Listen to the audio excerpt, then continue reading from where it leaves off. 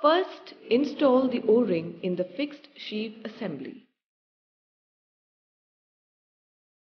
Then install the bearing with special punch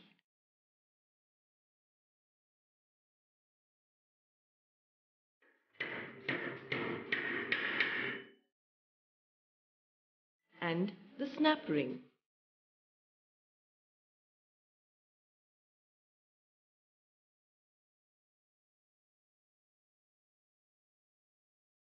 Now,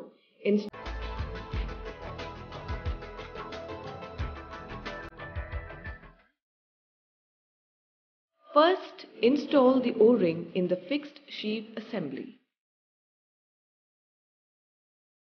Then install the bearing with special punch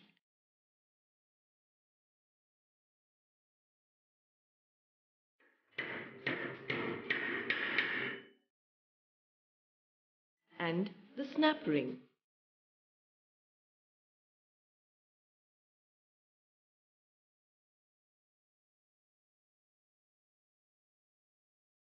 Now, install the other side needle roller bearing with the help of special tool